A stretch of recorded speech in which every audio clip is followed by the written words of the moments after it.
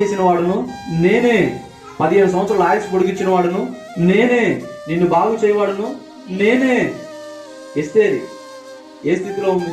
రాణిని చేసింది ఎవరు? ఆయన అంటాడు నేనే కదా. ఎలా చెప్పుకుంటూ పోతే రూతు జీవితం ఎలా ఉంది? శాపం, మారణము, మధురంగా మార్చింది ఎవరంటే నేనే.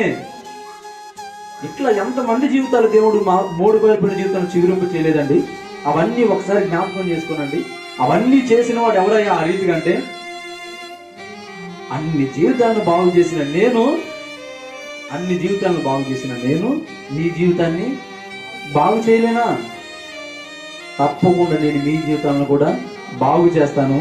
నేనే మాట్లాడుతున్నాను, మీరు భయపడమాకండి. ఈ మాట పట్టుకొని భయాన్ని పక్కన పెట్టి మీరు చేసే పనులన్నీ కూడా దేవుడు నాకు తోడై ఉన్నాడని ముందుకు వెళ్ళండి. నా దేవుడు మీరు చేస్తున్న ప్రతి పనిలోనూ మీకు విజయాన్ని దయచేస్తాడు.